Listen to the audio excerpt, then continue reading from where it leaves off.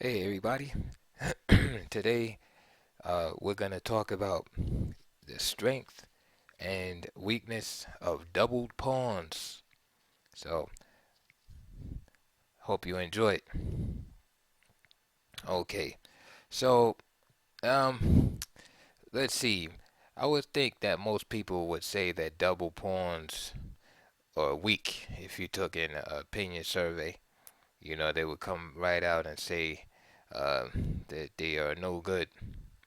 But I'm going to go out on a limb and say there is really no definitive answer to whether a double pawn is a weakness. You may speak of a certain valuation of a pawn itself, for instance, using some type of number system or something like that, and say, well, um, double pawns are of less value, or some type of indirect weakness associated with it.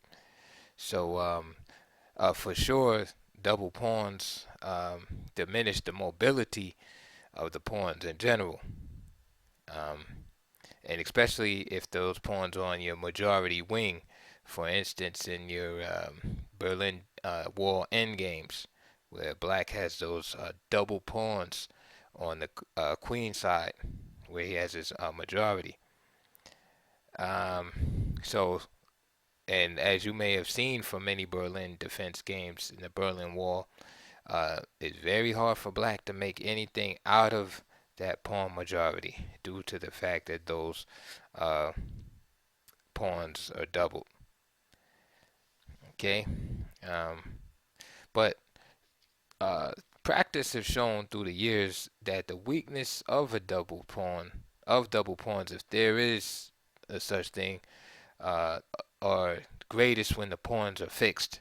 So if the pawns are immobilized and can be attacked as a fixed target, that's when they're definitely at their weakness. So we're gonna look at two games and and see what you think at the end of them. One, I hope to be able to show that double pawns aren't that bad, and the other one, the traditional, showing the traditional view of the double pawns. Okay, so let's go.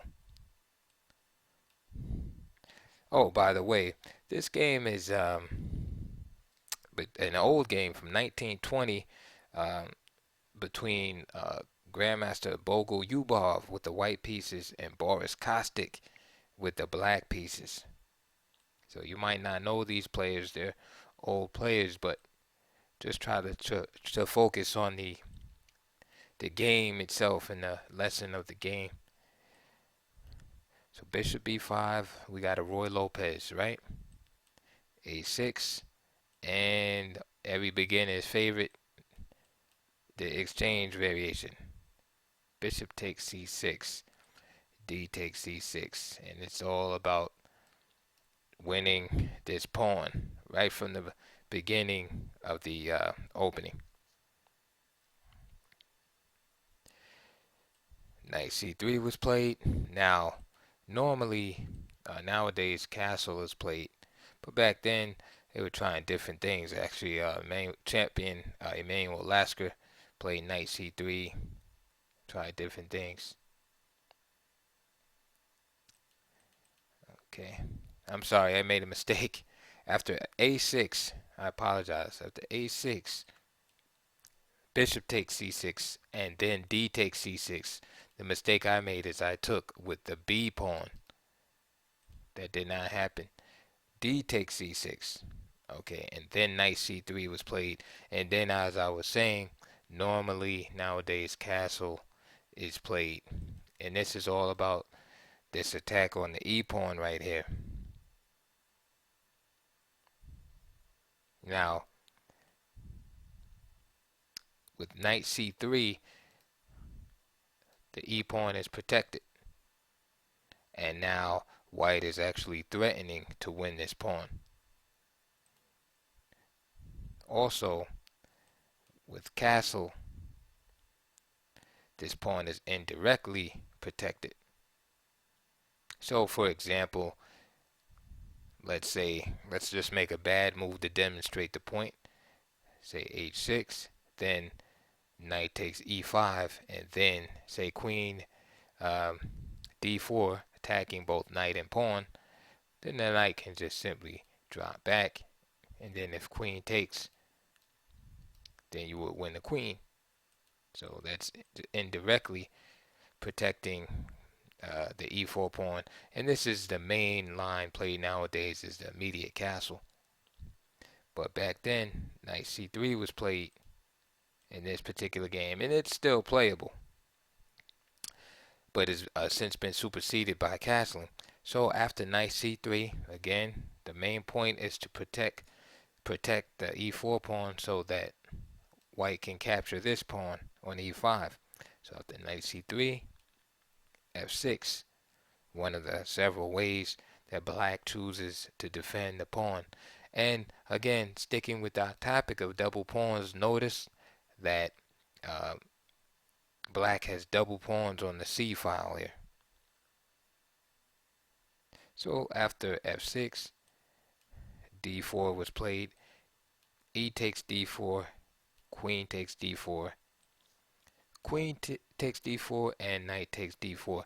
This is one of white's main ideas, is to get right into the end game and to use this 4-3 majority on the king side and create a pass pawn. So if played correctly, these 4 pawns against these 3 pawns will create a healthy pass pawn whereby white can win the game. And you see a similar idea in the Berlin defense, whereas these pawns on the queen side for black are doubled and crippled, and often cannot amount to much, although there's an extra pawn over here because black also has a 4-3 majority on the queen side. But since his pawns are doubled, black usually has great difficulty in pushing them along, whereby white usually is able to push his 4-3 majority. So that's the basic idea here in this opening. Okay, however, compensation for black is that he holds the 2 bishops, and that brings it basically to an equal position. So knight takes d4, bishop d6, bishop e3, knight e7, knight to b3,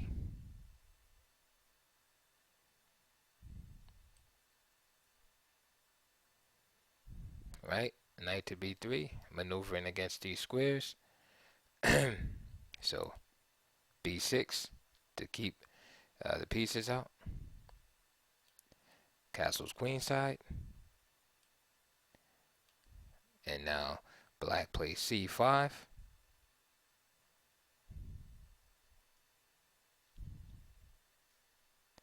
And now knight d2. Repositioning the knight. Perhaps the knight can go here, or even perhaps back to f3. And bishop e6. So bishop e6 prohibits this knight from going here. So the knight has to find a new job. So these bishops give black the compensation for these doubled pawns. And as the position becomes more and more open, the bishops begin to be felt. Okay, so f4 was played. So, just to take a break and, take stock here, white's pawn position is definitely better. He has just clean pawns, no isolated pawns, no double pawns. And so, if we were able to remove all the pieces except the kings, then we know, excuse me, we know that white has the preferable ending. And this is kind of white's main goal, is to judiciously trade off the pieces and work toward that superior ending. But before the end game, the chess gods created the middle game, and so we had this middle game with all these pieces on the board. And even though um, the queens are off the board, it's still uh, a solid middle game. There's a lot of pieces on the board, and this helps black keep the balance in the position. Game continued. Castle, knight f3, and knight c6. Knight c6 adding more support to e5. Why more support to e5? Because here white is threatening to play e5. So, for instance, again to demonstrate the point, let's just make a bit, just a dubious move. So king b8, for instance. So e5, f takes e5, f takes e5. See, hitting the bishop. Now the bishop has to move. Knight f5, a little tactic to save the bishop, to save the dark square bishop. Bishop g5, hitting the rook. Bishop e7. Bishop takes e7. And of course, knight takes e7. And white has white has a positional advantage here. And he has gotten rid of the bishop pair, even though there's one still light square bishop. This is definitely in white's favor. So this is why the move knight c6 was played, to add more reinforcement here to prevent the move e5. So now h3.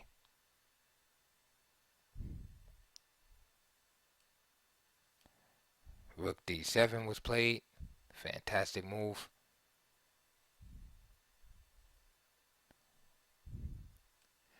And g4. So we see white implementing his plan to push this majority. But black has a trick up his sleeve here.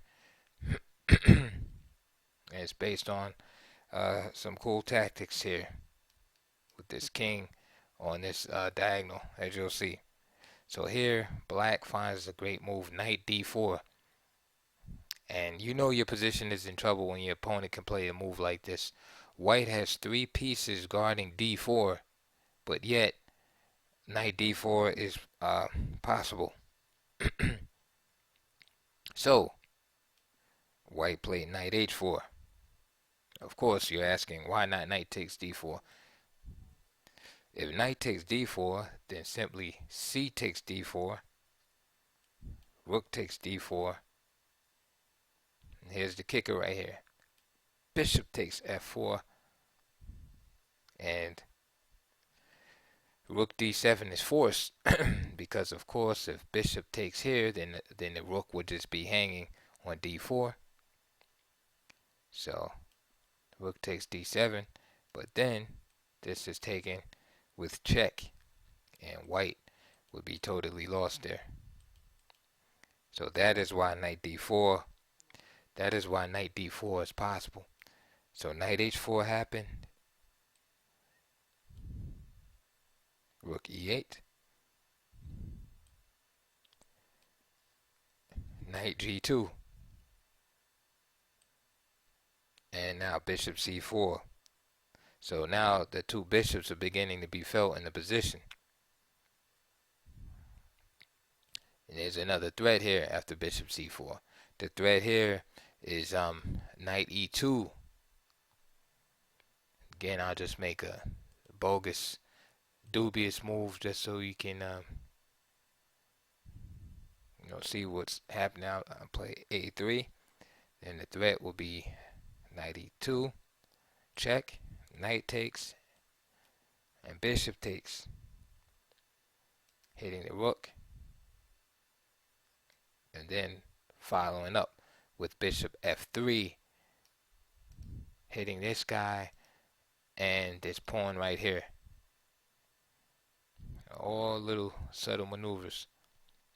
So again, note that in this particular game, this Roy Lopez exchange variation, where black's bread and butter lies, and it lies in those two bishops. And notice the double pawns are actually really not a hindrance to black here. Matter of fact, this pawn on c5 is serving as a great anchor in the position. So back to the game. After bishop c4, excuse me. After bishop c4, rook h e1 was played, and now knight b5, threatening to double white's pawns now. Okay, but not only threatening to double the pawns, guess who's the defender of the e4 pawn? It's the knight on c3. So black is attacking the e4 pawn by attacking this knight. So bishop d2. So keeps his pawns from being doubled by bringing the bishop back, and he has some protection from the rook on e4. However, white is kind of against the ropes and not being able to make active moves. It's kind of caught on the defensive. Okay, so knight takes c3, bishop takes c3, and rook d e7. So now you see the idea earlier, because I didn't explain why earlier rook the d7 was played. And this is common maneuver in these type of positions. So rook d e7 was played.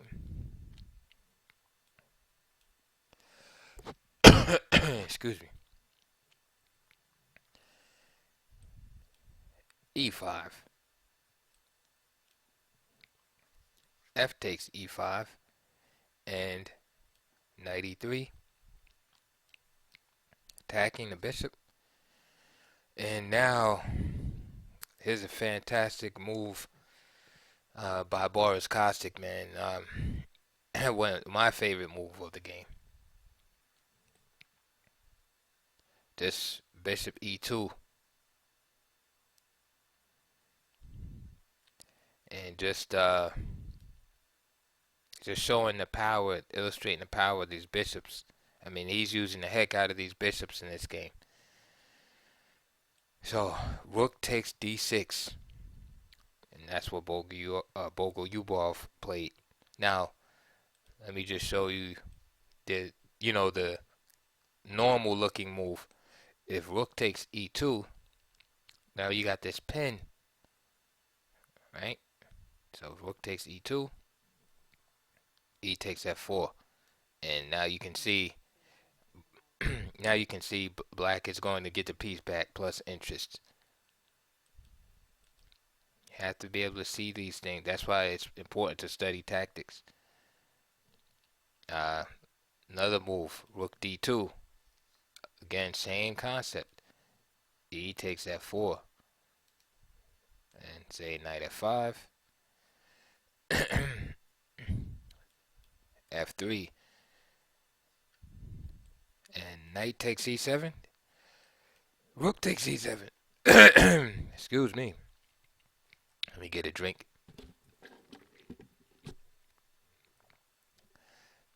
Rook takes e7. And black is much better here, despite being down exchange. This bishop is a killer.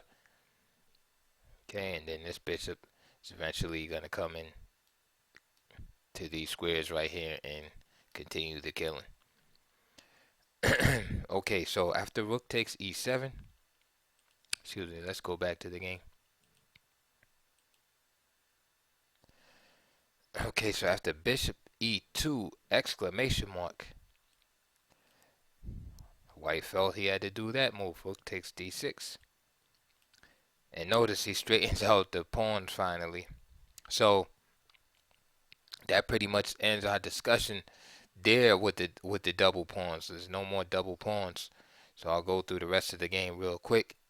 But I just want to show you that it double pawns aren't always a death sentence. You know, as long as you have something to counter, you know, as a counterweight, then you would be all right. In this case, the two bishops counteract the weakness of the double pawns. So c takes d6 was played, and then f takes e5. And if white tries to get slick and throw knight f5 in there,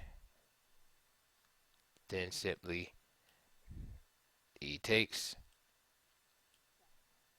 knight d6, king d7, knight takes e8, and then f3, and still black is winning.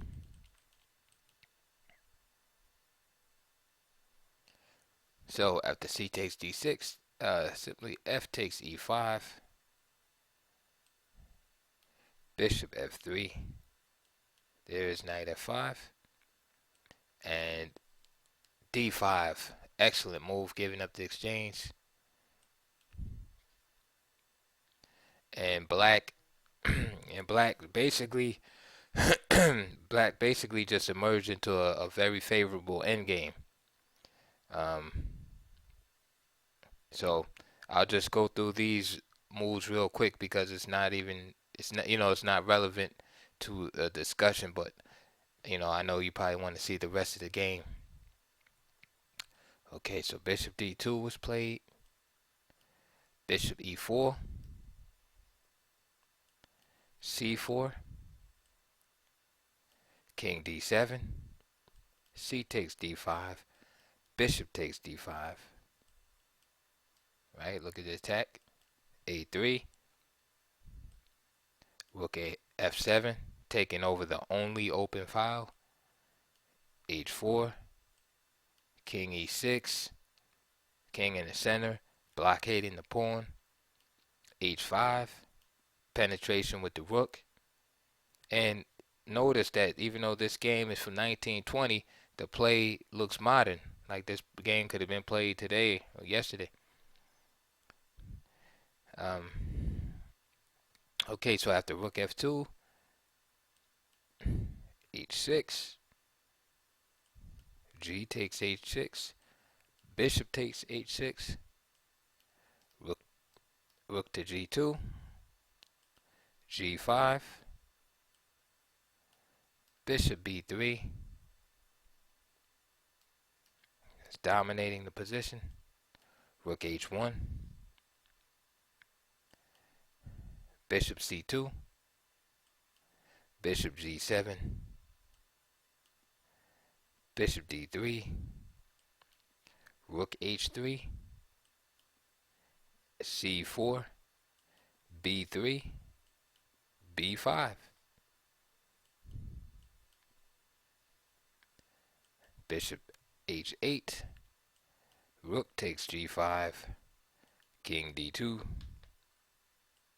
king d5, king c3, h5,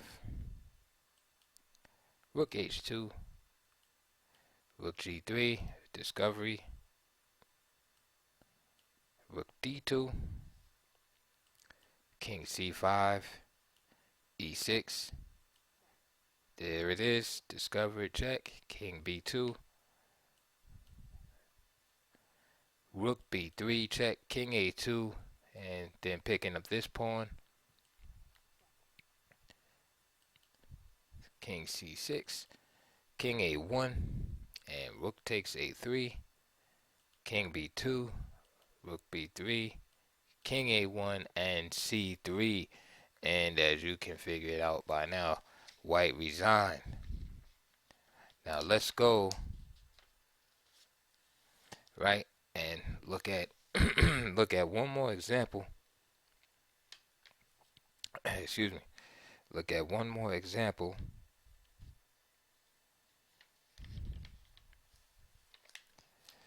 of a double pawn.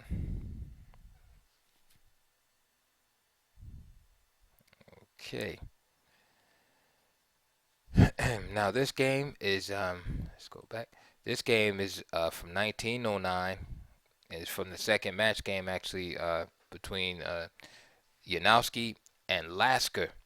Now some people pronounce it Janowski or Janowski. It depends, what country you're from.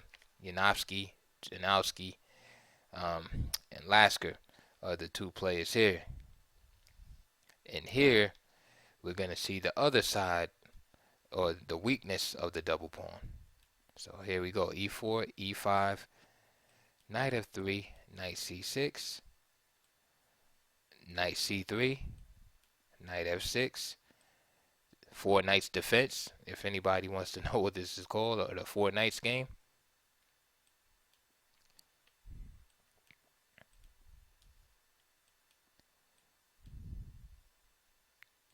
And bishop takes c3. That exchange is made because this knight is about to leap here and double and trade on f6 and double these pawns on the king side. So therefore, with this bishop here instead of here, it behooves black to trade. So that's the theory even today. So there's some double pawns, folks. Let's keep going. Knight e7, bishop c4,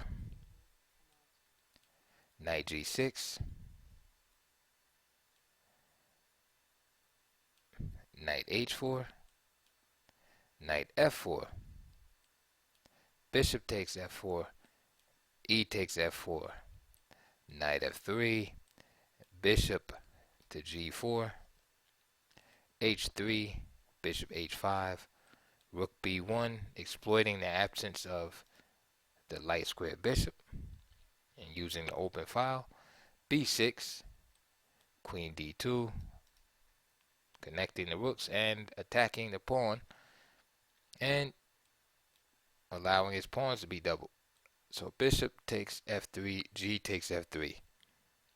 Okay, so now this black, and after that knight h5. So we see that the black double pawn blocks, the black double pawn blocks the white one. So these pawns are doubled, and they're blocking the white double pawns on the f file. So this produces a lot of pressure. And it puts so much pressure on white's position that even though white has this beautiful open G file and this central pawn majority, it's really not that, it proves not to be that effective. Normally these would be good advantages to have, but with this wedge in the position like this and this open this king side, it's really hard for white to do anything. Let's see how the game continued. So king h2, queen f6, reinforcing that. Rook g1, so of course white is going to try to use the open G file. Rook a e8, d4, again using his central pawn majority. King scoots over. Rook b5. Lasker played queen h6. Rook bg5. f6. Rook 5 g4. g6. And bishop d3. And this move is directed against the move f5.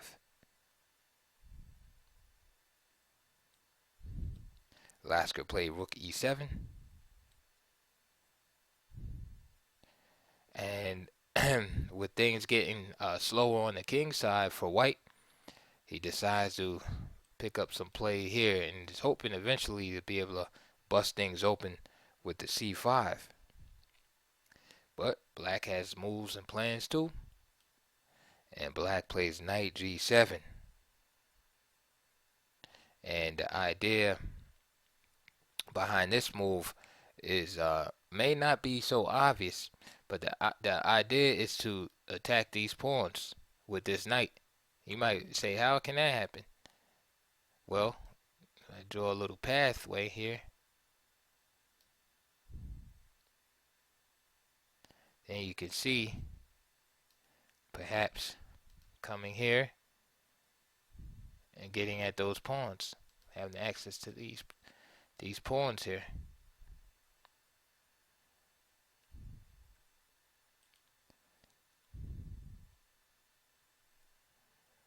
Okay, there's some tactics there.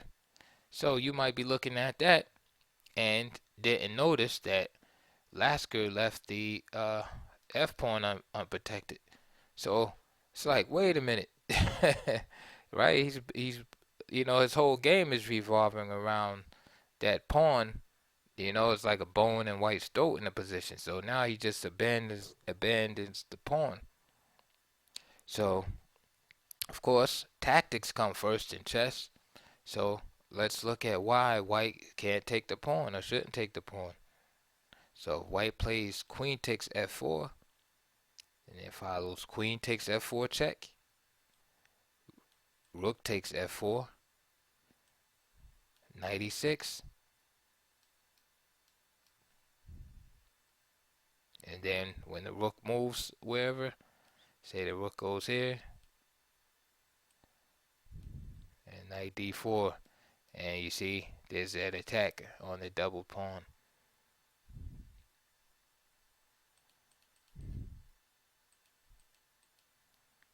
Okay, so knight g7, and therefore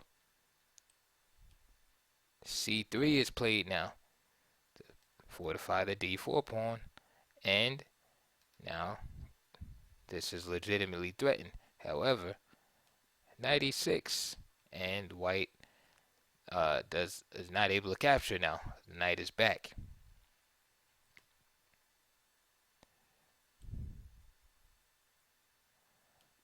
So bishop f1 is played.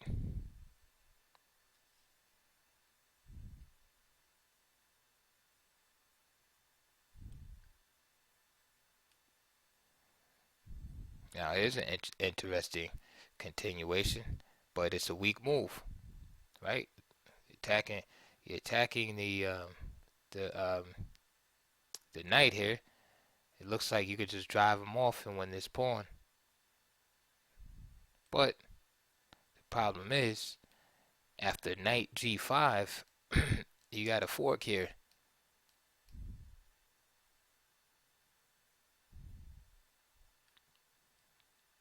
And then the position begins to fall apart. White probably has to give up the exchange by playing rook takes g5. You're attacking the f3 pawn and the e4 pawn twice with the rook and the knight. And you're threatening checkmate with the queen. So just like that, white is in trouble there, and I think has to give up the exchange. So bishop f1 is played, and now you can see why. To fortify this pawn from this coming knight g6, or that he feels is coming. So now f5,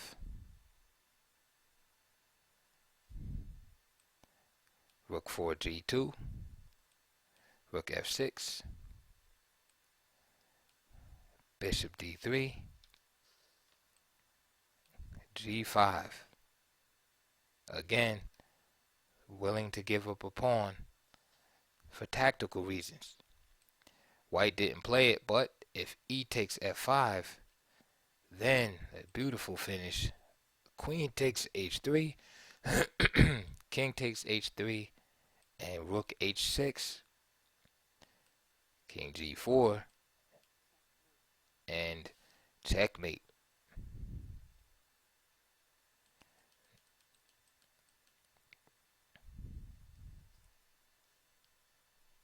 So g5 is played, and it's still, the queen sacrifice is still threatened anyway. That's what's funny about it. So Yanowski plays rook h1. In other words, now he could get the king out of there, right? G4, just keep on putting the pressure on. Now there's a new threat. Can you see what it is? Knight G5. Remember the maneuvering of that knight to get to these squares. F takes G4. I'm sorry that wasn't played. G4, Bishop E2 was played first. Then Knight G5. F takes G4. F3. Rook G3. And just simply F takes E2. And white resigned. And so that was just a real simple game, and showing how bad these double pawns really um, caused White's whole game to be bad and offset the advantages he had in the position, namely the open G file and this pawn preponderance in the center. It was pretty brutal. And what was also interesting about the game is that we saw Black with double pawns also, but Black's double pawns work to his for his advantage in this position. And I think the reason why is because of Black's double pawn forming a wedge in White's territory. Because from this fourth rank downward, this would be considered, this is all White's territory. And just the fact that this pawn is here in his White's territory, it really demobilized and hindered the fluid development of his pieces and the movement of his pawn majority. Whereas Black's double pawn had double pawns, but was just safe in his own territory. He was still safe. White wasn't able to invade. Um, White wasn't able to invade Black's territory, and of course, with the open G file, White's king came under scrutiny. So now I know I said I was gonna only show you 2 games. I want to show you one more, if you can stick around. Okay.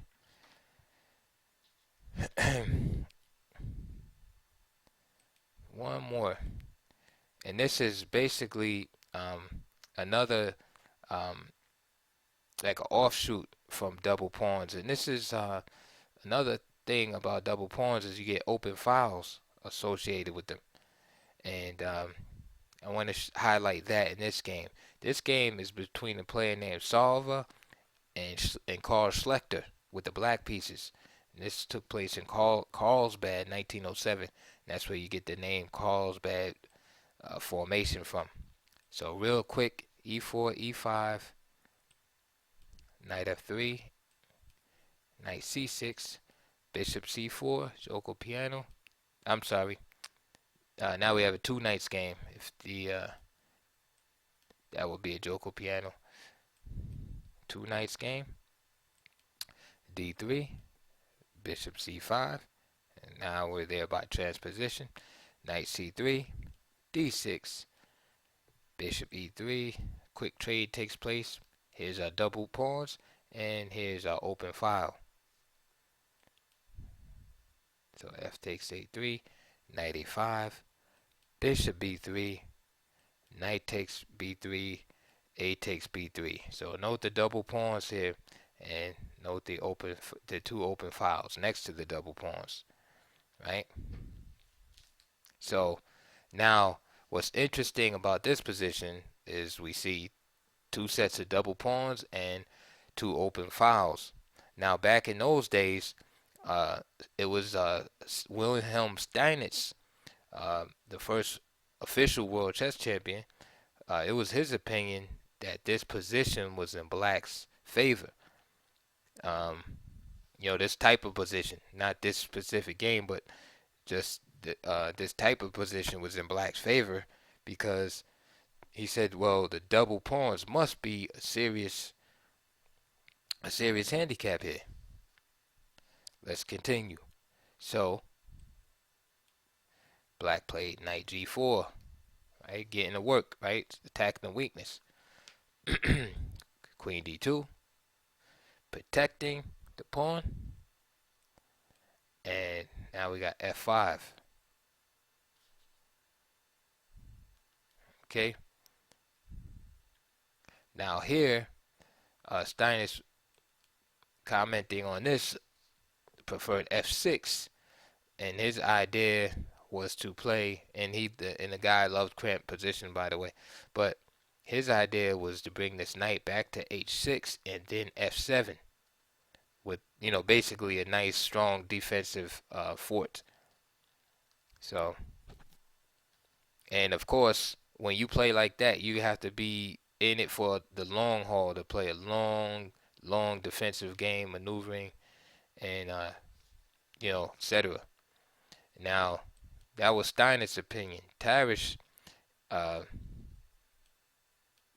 preferred the text. That this move f5, he said it was better. So you have difference of opinion between two legendary players. So e takes f5, bishop takes f5. So now we do see that f5 allowed white to get rid of the double pawns. So e takes f5, b takes bishop takes f5, castles, h3, booting the knight out, knight h6. Okay, so you might say, hey, why did he put the knight there? I would put my knight on f6. The reason why, again, tactical reasons. These old players could have great tactical vision, just like the players of today. Don't think because the game is old that they couldn't see combinations. The reason why knight f6 wasn't played is because of this move, knight takes e5 with this discovered attack on the bishop. So of course the bishop will play that, and then knight g6, h takes g6, and g takes h3.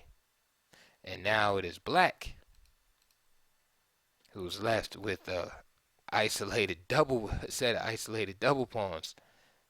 Isn't that cool? So that's why he didn't play knight f6. Instead, he went here to keep an eye on this guy. Bishop e4, bishop d7, and now d4. Right? And what makes this move even stronger is this open A file right here. Thanks to these double pawns, right? You got the open A file. Okay? The idea is that if e takes d4, queen takes d4, right? Now, you see how the open A file works out? Now you have a double attack on that pawn, so b6, e5, d takes e5, queen d5 check, king h8, knight takes e5, bishop f5, queen takes rook a d8, and rook f2 with two threats. One, take the a7 pawn. The other threat is to play rook a f1, putting a lot of pressure down this f file. So again, you can see the benefit of having those open files. So, of course, being tactically aware, Schlechter did not play e takes d4, but instead he strong pointed e5 and played knight f7. And after d takes e5, d takes e5, and rook f d1, threatening to win a whole bishop. Now, can you see that this move actually wins a pawn? Let's look at it. So after, say, bishop c6, either the e pawn or the a pawn has to fall. The reason why is because this knight is protecting the e pawn, and this rook is protecting the a pawn. So for instance, if queen takes d8, rook f d8, rook takes d8, Well, if this rook takes, this pawn is going to drop. And if he takes with the knight, then the e pawn is going to drop. You see? Real simple chess. Okay, so d takes e5. D takes e5, rook f d1. So therefore, he gives up the e pawn, knight d6. Knight takes e5, bishop e6, and now knight f3. Now, some of you are tactically alert and say, hey, did white miss something? Can black just play bishop takes h3, removing the defender of the knight, and then come down with the rook and snatch the knight after this, right? Well, again, these players saw a lot even back then. So the idea behind knight f3 is to answer bishop takes h3 with simply e5.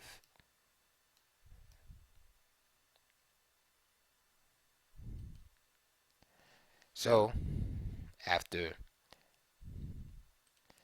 knight f3, Schlechter played the move rook takes f3, and this is just a desperation attempt to mix the game up and make it messy, try to save the game using tactics. So g takes f3, queen h4,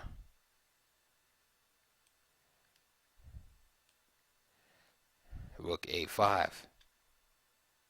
And again, you see the use of this a file again thanks to these double pawns. Rook f8, queen f2, queen takes h3, rook d3, b5. And otherwise, black is gonna try to get this queen g get queen g2 in there eventually. White is gonna try to get queen g2 in.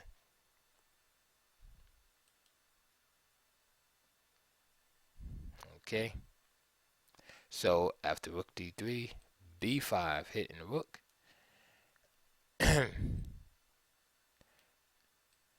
Queen h2. What?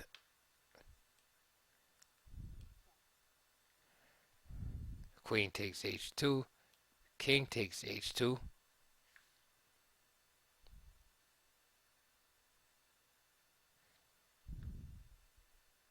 Hold on, I messed up. Sorry about that. I gotta go back.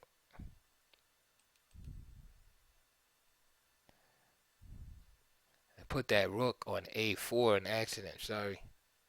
That rook is supposed to be on a5 with the idea of going to g5. Sorry. That's the idea. That makes a lot more sense instead of hitting the e pawn. So after rook a5, apologize once again, rook f8 was played. Queen f2, offering the trade of queens. Queen takes h3, and now rook d3, since this pawn was attacked 2 times by the rook and the queen. And now b5 was played. b5, now the idea is obvious, to block the rook, to keep the rook from going here. And then follow up with queen g2, attacking the g7 pawn. So this is a desperate move just to block the rook.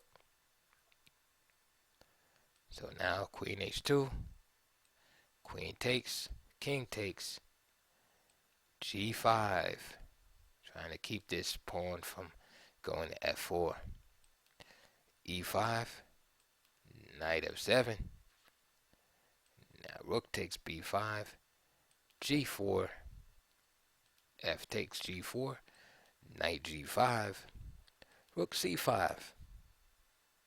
And this game is all over for all intents and purposes, but I'll just show you the remaining moves.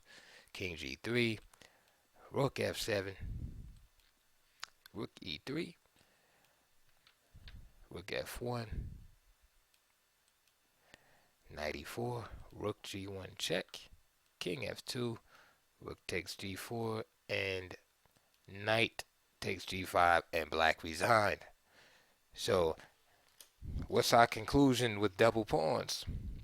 Well, it might be obvious, but we'll say that double pawns are not necessarily a strength or a weakness, but it depends on the situation, right? That's a nice cop-out answer.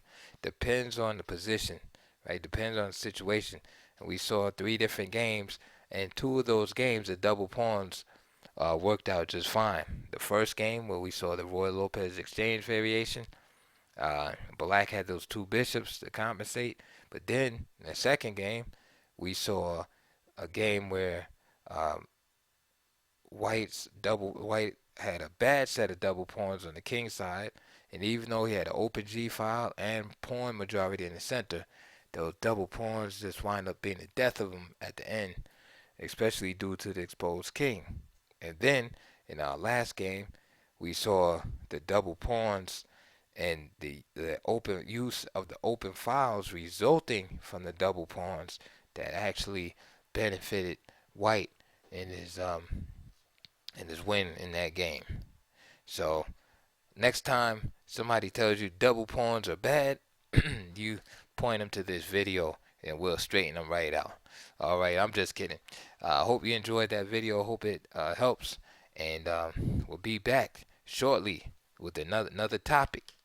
Okay, and like I said, this is like real chess right here. This knowledge right here definitely improve your game if you study and take it to heart. And I suggest even trying some openings where you obtain double pawns just to learn how to play with double pawns and against them. Okay, all right. I'll see you next time.